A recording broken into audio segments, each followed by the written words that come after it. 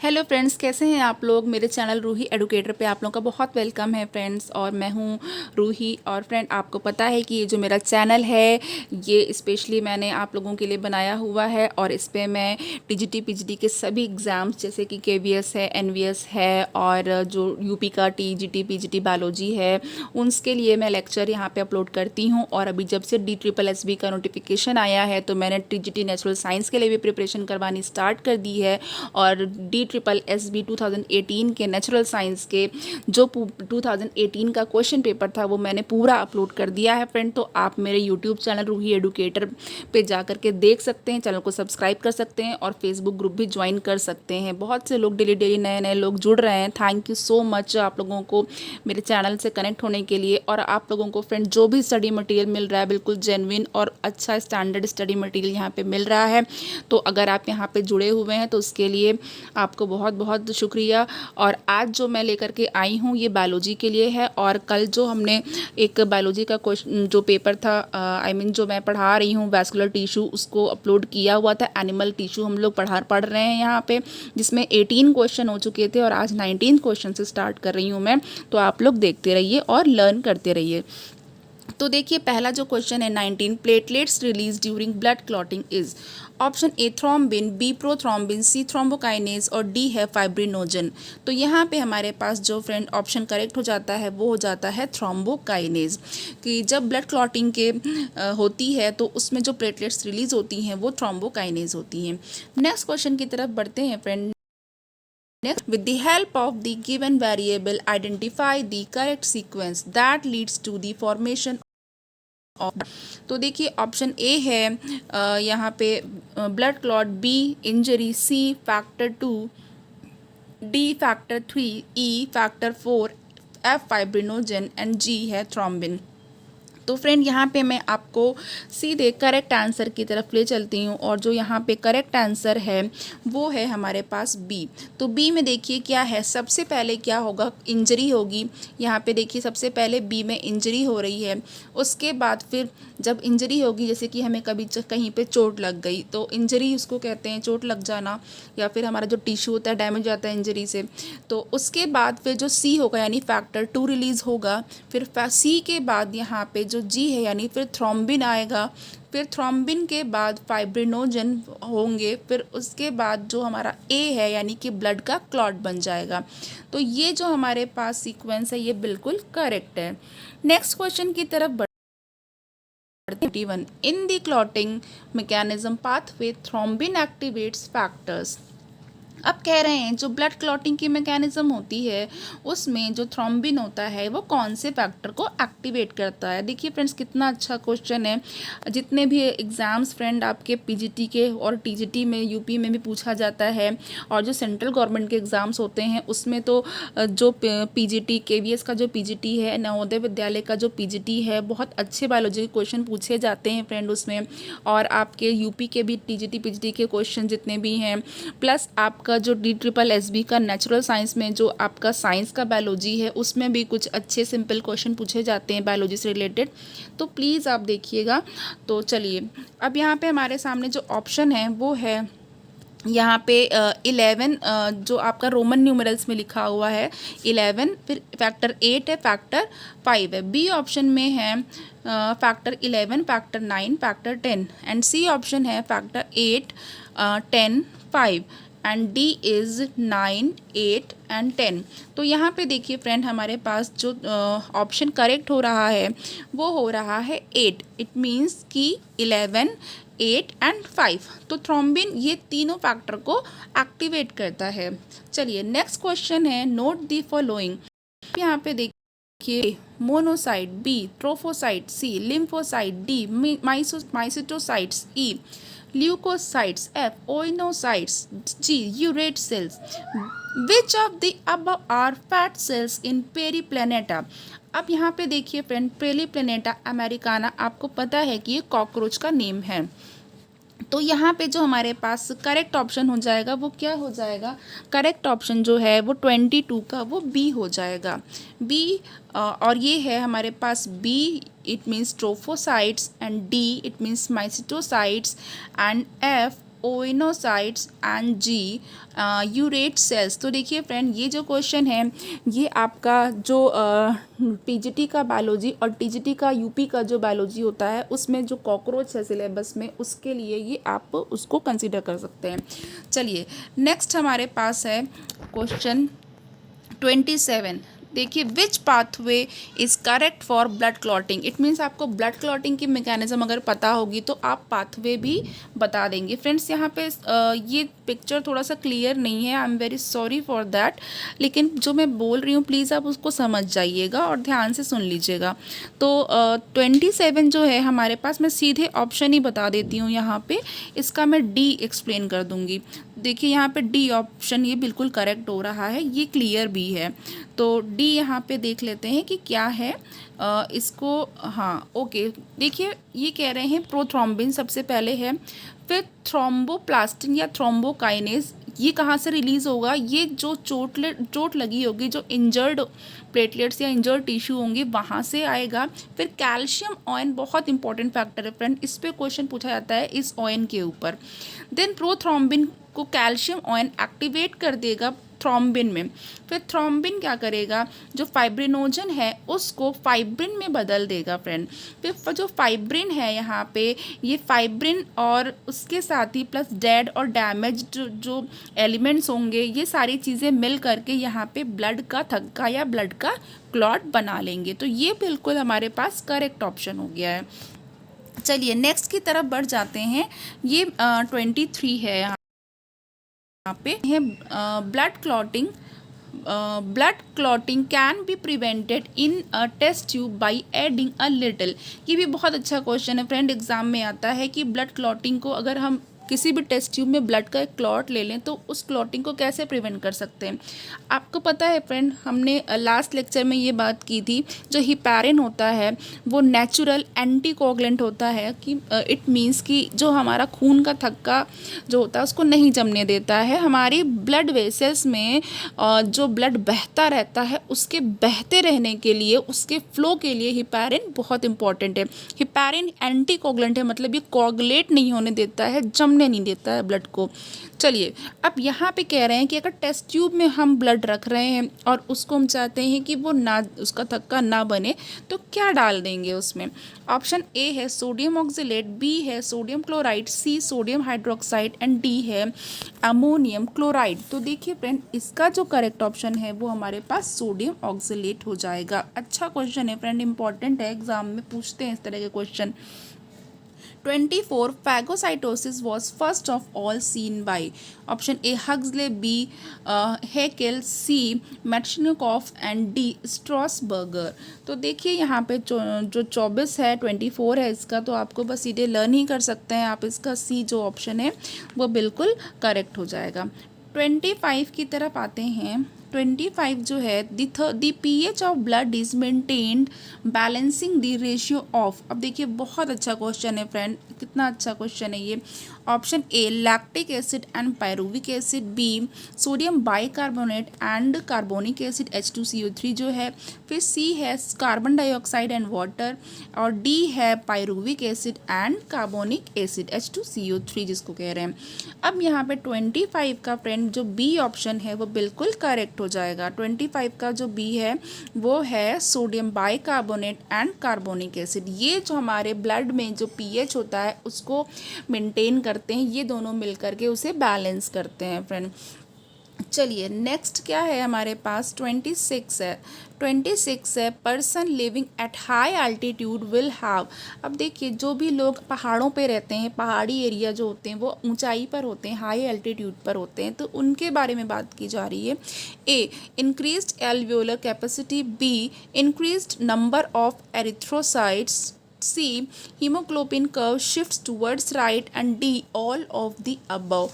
तो देखिए आप लोग जितने भी लोग तैयारी कर रहे हैं, इस तरह के क्वेश्चन आप लोगों को पता है कि कितने अच्छे होते हैं और एग्ज़ाम्स में आते हैं फ्रेंड। तो ये देखिए यहाँ पे फिर से इस तरह का एक क्वेश्चन आया हुआ है। 26 का हमारे पास जो ऑप्शन हो जाएगा वो डी हो जाएगा। ये सारी ही चीज़ें all of the above correct है। उनका एल्वियोलर कैपेसिटी भी ज़्यादा होता है क्योंकि ऊंचाई पर वो लोग होते हैं, तो इस तरह से उनके लंग्स भी डेवलप हो जाते हैं फिर है कि उनमें जो है ज़्यादा नंबर ऑफ एरिथ्रोसाइट्स होती हैं, रेड ब्लड जो कार्पसेल्स होती हैं। फ्रेंड्स आपने देखा होगा जो पहाड़ी एरिया में लोग रहते हैं ऊंचाई पर, उनकी स्किन रेड रेड सी दिखती है, चीक्स वगैरह, गाल जो है या स्किन थोड़ा ब्लड का जो सर्कुलेशन है या ब्लड आरबीसीज हैं वो ज़्यादा अमाउंट में होती हैं। और हीमोग्लोबिन का जो कर्व है, जब आप इसको कर्व पढ़ेंगे, जैसे हैमबर्गर शिफ्ट है, क्लोराइड शिफ्ट है, ये सारा आपने पढ़ा होगा, तो उसकी बात हो रही है कि हीमोग्लोबिन का जो कर्व है वो राइट की तरफ शिफ्ट हो जाता है। नेक्स्ट क्वेश्चन की तरफ हम लोग आते हैं फ्रेंड। अब यहाँ पे देखिए, ये जो वैस्कुलर टिश्यू में जो क्वेश्चन थे वो यहाँ पे एंड हो गए हैं। अब मैं इधर आती हूँ, जो आगे जो मुझे पढ़ाना है फ्रेंड वो है मस्कुलर टिश्यू। अब देख लेते हैं, इसके कुछ क्वेश्चन है अच्छे हैं, वो देखते हैं हम लोग। which of the following ion is necessary for the contraction of a muscle and nerve impulse transmission? कह रहे हैं कि इनमें से कौन सा ऐसा आयन है जो इम्पॉर्टेंट है मसल के कॉन्ट्रैक्शन के लिए, सिकुड़ने के लिए, और जो नर्व इम्पल्स होती है उसके ट्रांसमिशन के लिए। यानी कि जो हम लोग नर्वस सिस्टम में पढ़ते हैं नर्व इम्पल्स, उसके बारे में बात की जा रही है। ऑप्शन ए है sodium ion, b potassium ion, c calcium ion, magnesium ion, d none of these. तो फ्रेंड देखिए, यहाँ पे हमारे पास जो पहला जो है क्वेश्चन, उसका सी ऑप्शन बिल्कुल करेक्ट हो जाएगा। ये calcium ion and magnesium ion है और ये नेसेसरी होता है, इम्पॉर्टेंट होता है दोनों के लिए। नेक्स्ट है question, protein which is both structural and enzymatic. कह रहे हैं ऐसी प्रोटीन जो स्ट्रक्चरल भी होती है और एंजाइमेटिक भी होती है। Option a troponin, b myosin, c trypsin, d actin. यहाँ पे जो 2 है उसका करेक्ट ऑप्शन मायोसिन होगा। जो मायोसिन प्रोटीन होती है, आपको पता है जो मसल्स में जो फाइबर होते हैं फ्रेंड, वॉलेंटरी और इनवॉलेंटरी मसल फाइबर होते हैं, एक्टिन, मायोसिन, आप सब ने पढ़ रखा है। तो यहाँ पे ये वही मायोसिन है। ये जो प्रोटीन होती है ये स्ट्रक्चरल भी होती है और एंजाइमेटिक भी होती है। नेक्स्ट क्वेश्चन की तरफ आते हैं। क्वेश्चन 3 हमारे सामने क्या है, in the resting muscle fibre tropomyosin partially covers. अब कह रहे हैं कि जब मसल फाइबर रेस्ट की स्टेज में होते हैं, रिलैक्स कर रहे होते हैं, तो जो ट्रोपोमायोसिन होती है वो कहाँ, उसकी पोजीशन क्या होती है, वो पार्शियली किसको कवर करती है।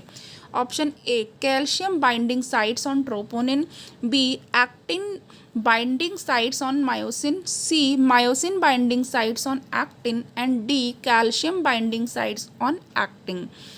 तो आप यहाँ पे जो 3 है फ्रेंड वो उसका सी देख लीजिए। जो मायोसिन बाइंडिंग साइट्स होती हैं एक्टिन के ऊपर, आपको फ्रेंड इस तरीके से जो स्ट्रक्चर होगा वो याद होगा। मैं थोड़ा सा यहाँ पे ड्रॉ कर देती हूँ, ऐसा कुछ होता है और जिसमें लाइंस ऐसी बनी होती हैं। एक्चुअल में ये ऐसा दिखता है, लेकिन जो फाइबर्स होते हैं एक दूसरे के ऊपर ओवरलैप करते हैं, लाइक ऐसे होते हैं फ्रेंड, ऐसे देखिए ऐसे बने होते हैं। फिर यहाँ पे ऐसे होगा, फिर इस तरीके से जैसे लाइन है इस तरीके से बने होते हैं फ्रेंड। तो अब यहाँ पे आपको एक्टिन मायोसिन का सब चीज़ें आपको याद आ गई होंगी इसको देख करके।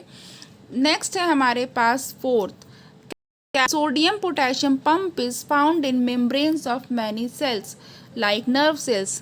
क्वेश्चन में कह रहे हैं, पूछ रहे हैं कि जो सोडियम पोटेशियम पंप है वो नर्व सेल्स की बहुत सी मेम्ब्रेन्स में पाया जाता है। It works against the electrochemical gradient and involve an integral protein ATPase.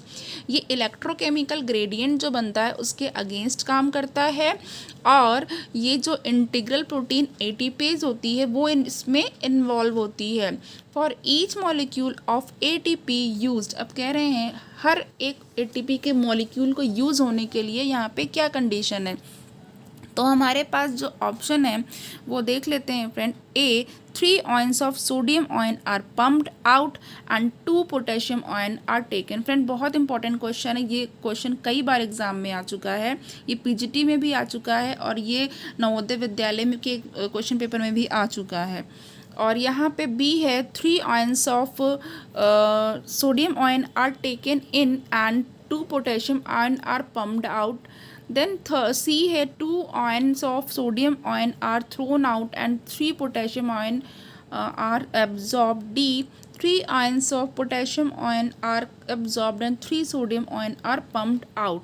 तो देखिए फ्रेंड, यहाँ पे इसको बिल्कुल आप लोग याद कर लीजिएगा कि ये जो ए वाला है, जब भी यहाँ पे एटीपेज का यूज़ होता है और एक एटीपी मॉलिक्यूल इस एक्शन में यूज़ होता है। इसमें क्या होता है, जो सोडियम के 3 जो आयंस होते हैं वो बाहर जाते हैं, ये वो बाहर जाते हैं। जब हम लोग नर्व फाइबर में पढ़ेंगे इसको, या पढ़ा है आप लोगों ने, और जो पोटेशियम आयन होते हैं वो अंदर आते हैं, ठीक है। और 2 पोटेशियम आयन अंदर आएंगे, 2 इन एंड 3 आउट। ओके, चलिए अब नेक्स्ट हम लोग कर लेते हैं फ्रेंड। यहाँ पे पहला ऑप्शन बिल्कुल करेक्ट हो चुका है। नाउ नेक्स्ट है यहाँ पे actin filament is made up of. तो यहाँ पे भी देखिए फ्रेंड्स, थोड़ा सा ब्लड हो गया है और सॉरी अगेन उसके लिए। चलिए नेक्स्ट है हमारे पास option B actin troponin, C myosin troponin, D actin tropomyosin. तो फिफ्थ का फ्रेंड ए जो है हमारे पास, मैं फिर से रीड कर देती हूँ, आप लोग सुन लीजिएगा, नोट कर लीजिएगा अगर प्रॉब्लम हो रही है तो। Actin filament is made up of actin, troponin and tropomyosin. Okay, यहाँ पे लिख देती हूँ एक्टिन, देखिए एक्टिन, ट्रोपोनिन,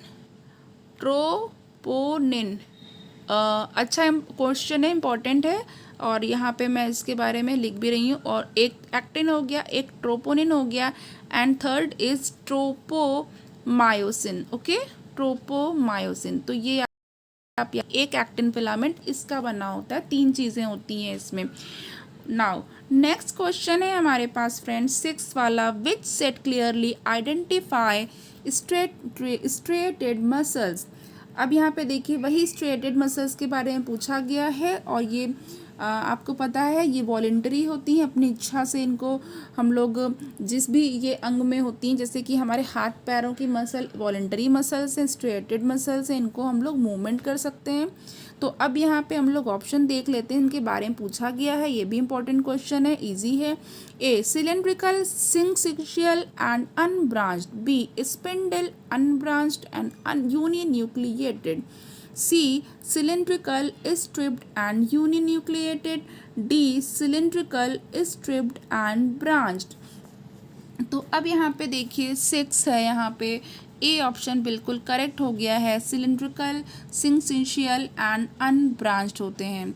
ओके, चलिए अब यहाँ पे नेक्स्ट क्वेश्चन की तरफ आ जाते हैं फ्रेंड। 7 यहाँ पे देखिए, this important muscle protein that helps in the movement are. अब जो इम्पॉर्टेंट मसल प्रोटीन होती है वो कह रहे हैं कि that help in movement are, किसके मूवमेंट में हेल्प करती है। A actin and myosin, B tropomyosin, C troponin and D है ऑल ऑफ दिस। तो यहाँ पे जो हमारे पास ऑप्शन है फ्रेंड वो है 7 का डी, यानी कि सब, ऑल ऑफ दिस। 8 क्वेश्चन की तरफ बढ़ते हैं। मायोग्लोबिन इज फाउंड इन, कह रहे हैं मायोग्लोबिन किस में पाया जाता है। ए मसल्स, बी ब्लड, सी लिवर, डी स्प्लीन। तो फ्रेंड 8 का जो ए है, यानी मसल में मायोग्लोबिन प्रोटीन पाई जाती है। 9 है डार्क बैंड्स आर। अब डार्क और लाइट बैंड्स भी आपने मसल फाइबर में पढ़े हैं, देखे हैं पिक्चर में। ए है A band, b band, c I band, d Z line. तो यहाँ पे फ्रेंड जो 9 है उसका ए याद कर लीजिएगा कि ये डार्क बैंड जो ए बैंड में होते हैं वो। और डी आपका जो 10 है फ्रेंड वो है हमारे पास oxygen dissociation curve for myoglobin is option A sigmoidal, B hyperbolic, C linear, D parabolic. तो 10 का है हमारे पास फ्रेंड बी बिल्कुल करेक्ट, यानी कि ये हाइपरबोलिक होता है, हाइपरबोला जो होता है उसी से हाइपरबोलिक बना है। 11 देखते हैं friend, the muscle which can retract are. ऐसी मसल जो रिट्रैक्ट हो सकती है, वापस अंदर खींच सकते हैं। तो ए है retractor, b protractor, c abductor, d all of these. तो 11 का फ्रेंड डी होगा। ऑल ऑफ दिस, आप रिट्रैक्ट से सिर्फ रिट्रैक्टर को मत देखिएगा, इसमें प्रोट्रैक्टर और एबडक्टर 4 ही होती हैं। ओके फ्रेंड, इसको अगर आप याद करना चाहते हैं तो आप इसको RAP रैप से याद कर सकते हैं। ओके, रैप म्यूज़िक होती है, रैप सॉन्ग होता है, ये सारी रिट्रैक्ट हो जाती हैं। नाउ अब यहाँ पे 12th है, which is not true for red fibres, की रेड फाइबर के लिए कौन सा ट्रू नहीं है। तो यहाँ पे हम लोग ऑप्शन देख लेते हैं फ्रेंड। ऑप्शन है हमारे पास, muscles contain a red coloured oxygen, muscles contain a red colour of oxygen. एक मिनट फ्रेंड, बैक हो गया था ये, फिर से मैं रीड कर देती हूँ। इसमें है कि विच इज़ नॉट, 12th वाला हम लोग देख रहे हैं, which is not true for red fibres. तो यहाँ पे है A option, muscle contains a red coloured oxygen storing pigment. B, muscle contains plenty of mitochondria. C, these muscles also called aerobic muscles. D, amount of sarcoplasmic reticulum is high in it. तो यहाँ पे जो 12 का जो हमारे पास option correct हो जाएगा फ्रेंड, वो कौन सा हो जाएगा, ये यहाँ पे डी वाला करेक्ट हो जाएगा। Amount of sarcoplasmic reticulum is high in it. अब देखिए फ्रेंड, यहाँ पे मस्कुलर टिश्यू के क्वेश्चंस अभी फिनिश हो गए हैं। अब मैं फ्रेंड्स थोड़ी सी मस्कुलर टिश्यू के बारे में आपसे बात करना चाहती हूँ। तो देखिए यहाँ पे फ्रेंड, जो मस्कुलर टिश्यू होते हैं वो 2 टाइप के होते हैं। थोड़ा सा जल्दी से ओवरव्यू कर लेते हैं। ये जो होते हैं, एक तो स्ट्रिएटेड होते हैं, एक तो यहाँ पे स्ट्रिएटेड होते हैं, स्ट्रिएटेड, और दूसरे कौन से होते हैं फ्रेंड, दूसरे होते हैं नॉन स्ट्रिएटेड। ओके, दूसरे हैं नॉन स्ट्रिएटेड। ओके, अब यहाँ पे देखिए फ्रेंड, जो स्ट्रिएटेड हैं उनको स्ट्राइप्ड भी कहते हैं, और ये स्केलेटल होते हैं, स्केलेटल टिश्यू भी बोला जाता है इनको।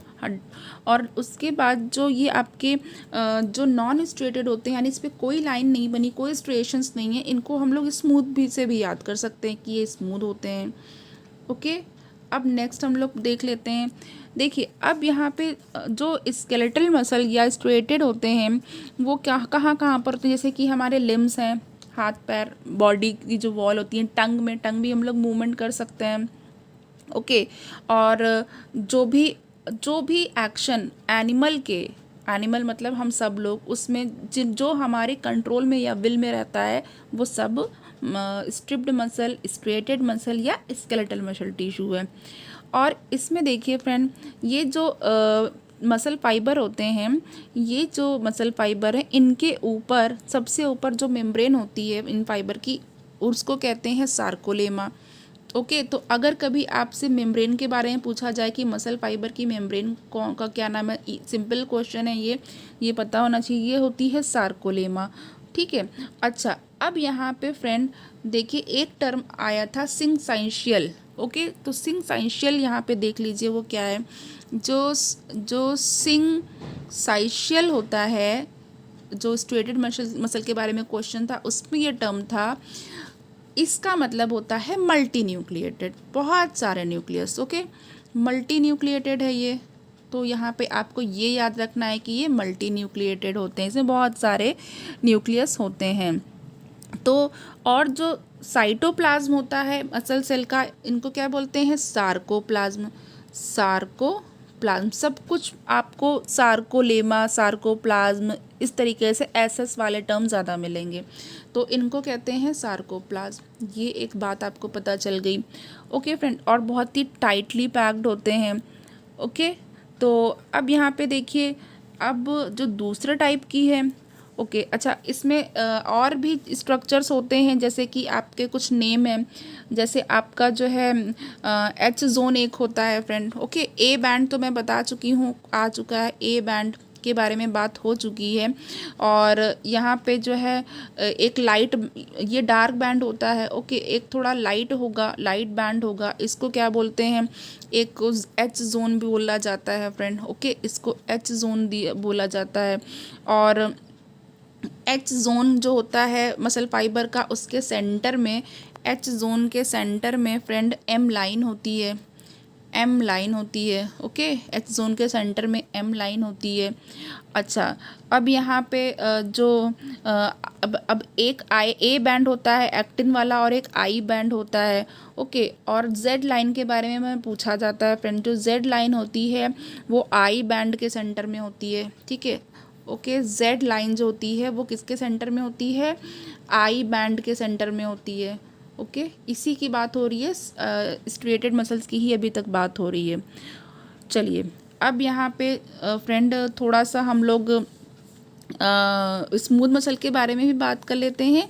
जो स्मूथ मसल्स होती हैं फ्रेंड वो क्या होती हैं? जैसे कि जो भी हमारे बॉडी के पार्ट हमारी विल में नहीं होते हैं, कंट्रोल में नहीं होते हैं, जैसे कि आपका स्टोमक है, intestine, lungs, urinogenital tract, urinary bladder, blood vessels, iris, eye की जो आइरिस होती है, मतलब जो भी चीज़ें हैं। तो अब इनके बारे में, इसमें भी तो सब वही चीज़ें हैं बस, लेकिन न्यूक्लियस थोड़े इंपॉर्टेंट होते हैं फ्रेंड। इसका जो न्यूक्लियस होता है वो सिंगल होता है, एक न्यूक्लियस होता है इनके मसल फाइबर में। ओके, सिंगल होता है और ओवल न्यूक्लियस होता है, ओवल शेप का इसका न्यूक्लियस होता है। और बाकी जो आपका इसमें जो है सार्कोलेमा जो होती है वो नहीं होती है। ओके, कोई सार्कोलेमा नहीं होती है। और जो मैं यहाँ पे लिख भी देती हूँ, नो सार्कोलेमा, याद रखिएगा। इसमें सार्कोलेमा यानी कि मेम्ब्रेन जो होती है मसल फाइबर के ऊपर वो नहीं होती है, सिर्फ प्लाज्मा मेम्ब्रेन पाई जाती है। एक पतली सी प्लाज्मा मेम्ब्रेन होती है, सिर्फ ये पाई जाती है इसके ऊपर। तो ये आपको पता चल गया। और बाकी जो इसके फंक्शन है ये तो पता ही है आपको, पेरिस्टालसिस में बहुत हेल्प करती है। और ये दो टाइप के होते हैं, एक तो सिंगल यूनिट स्मूथ मसल होती है और मल्टी यूनिट स्मूथ मसल होती हैं। ओके फ्रेंड, इसके अलावा जो एक थर्ड टाइप होता है वो कार्डियक मसल्स का होता है, ये अलग कैटेगरी में होती हैं। ओके, ये जो हमारे हार्ट में होती हैं कार्डियक मसल्स, उनकी बातें हो रही हैं, ये जो कार्डियक मसल है। ओके, अब यहाँ पे ये कैसी होती है? इसमें ये क्या होता है, इसमें जो है स्मूथ मसल का और जो मतलब यहाँ पे जो स्ट्रिएटेड मसल्स हमने पढ़ी है उसका और जो नॉन स्ट्रिएटेड मसल पढ़ी है उन दोनों के कैरेक्टर्स होते हैं इसके अंदर। ओके, उन दोनों के ही कैरेक्टर होते हैं। अच्छा, इसमें जो फाइबर होते हैं ये भी यूनिन्यूक्लिएटेड होते हैं, सिर्फ सिंगल न्यूक्लियस होता है, यूनिन्यूक्लिएटेड होते हैं। ओके, और ये सेंटर के पास होता है। ओके, सेंटर के पास सिचुएटेड होते हैं। कुछ ब्रांचेस होती हैं, लेटरल ब्रांचेस जिसको कहते हैं, और उनको ऑब्लिक ब्रिज भी कहते हैं। ऐसे इस तरीके से ऑब्लिक ब्रिज, इस तरीके से स्ट्रक्चर होता है इसका। और तो फ्रेंड चलिए, ये सारी चीज़ें आपने पढ़ ली। और ये कभी भी, अब ये क्वेश्चन आ चुका है कि ऐसा मसल फाइबर जो कभी भी थकते नहीं है, नेवर फटीग्ड, तो इसमें आप लिखेंगे कार्डियक मसल फाइबर। ओके, कभी भी थकते नहीं है, हमेशा हमारा हार्ट ब्लड सप्लाई करता रहता है, धड़कता रहता है हमेशा दिल। और जिस दिन दिल की धड़कन बंद हो जाती है उस दिन हम लोग ऊपर चले जाते हैं। ओके, चलिए फ्रेंड, तो यहाँ पे इतने हो गए आपके पास। अब यहाँ पे देख लेते हैं, यहाँ पे नर्वस टिश्यू का भी है, नर्वस टिश्यू के बारे में भी पढ़ लेते हैं थोड़ा सा। यहाँ पे मोस्ट वन क्वेश्चन है, first question, most of the neurons of our body are, कह रहे हैं कि हमारी बॉडी के मोस्ट ऑफ द न्यूरॉन्स, जो ज़्यादातर न्यूरॉन्स होते हैं वो कैसे होते हैं? ए यूनिपोलर, बी बाईपोलर, सी स्यूडो यूनिपोलर, डी मल्टीपोलर। तो देखिए, हमारी बॉडी में जो ज़्यादातर न्यूरॉन्स होते हैं वो मल्टीपोलर न्यूरॉन्स पाए जाते हैं। कैसे न्यूरॉन पाए जाते हैं? मल्टीपोलर होते हैं। ओके, और यहाँ पे सेकेंड वाला है हमारे पास, myelin sheath is formed by, myelin sheath जो है वो कैसे बनती है? अब ऑप्शन देख लीजिए, Ranvier cells, B muscle cells, okay, Ranvier cells, B muscle cells, and C है शॉन सेल्स, एंड डी है एक्सॉन्स। तो यहाँ पे देखिए, जो माइलिन शीथ है वो यहाँ पे शॉन सेल से बनती है। इंपॉर्टेंट क्वेश्चन है, इजी क्वेश्चन है, शॉर्ट क्वेश्चन है। ठीक है, ये भी अच्छा क्वेश्चन है, पूछा जाता है एग्जाम में अक्सर ही। और थर्ड वाला जो है हमारे पास, Schwann cells are found around, Schwann cells कहाँ पाई जाती हैं? तो अब ऑप्शन देख लेते हैं, A axon, B cyton, C dendrite, and D dendron. तो यहाँ पे जो है, जो सी का थर्ड का जो ऑप्शन है वो ए बिल्कुल करेक्ट हो जाएगा, कि जो शॉन सेल्स हैं वो एक्सॉन के चारों तरफ पाई जाती हैं। Now four, the brain develops from, brain किससे डेवलप होता है? Origin of nervous system is from, या इस तरीके से क्वेश्चन पूछ सकते हैं। तो ओरिजिन पूछा गया है, जो एम्ब्रियोनिक डेवलपमेंट में होता है फ्रेंड, वो पूछा गया है। तो एक्टोडर्म, फिर बी है मीजोडर्म, फिर सी है एंडोडर्म, और डी है हमारे पास डी यहाँ पे मीजो एंडोडर्म है। तो यहाँ पे फ्रेंड जो हमारे पास ऑप्शन करेक्ट हो रहा है वो एक्टोडर्म करेक्ट हो रहा है। और तो फ्रेंड देखिए यहाँ पे आपने नर्वस टिश्यू के बारे में भी पढ़ लिया, नर्व सेल्स के बारे में भी पढ़ लिया है। तो अब यहाँ पे देखिए कुछ चीज़ें इनके बारे में भी पढ़ लेते हैं। आपको तो पता ही है कि जो नर्व फाइबर्स होते हैं हमारी बॉडी के सबसे लंबे फाइबर्स होते हैं।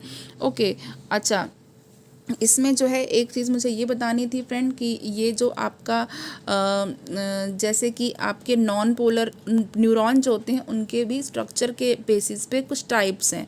तो नॉन पोलर एक होते हैं नॉन पोलर, लेकिन वो हमारी बॉडी में नहीं पाए जाते हैं। ठीक है, जो नॉन पोलर होते हैं वो कहाँ पाए जाते हैं फ्रेंड, वो हाइड्रा में पाए जाते हैं, सिलेंट्रेट्स में।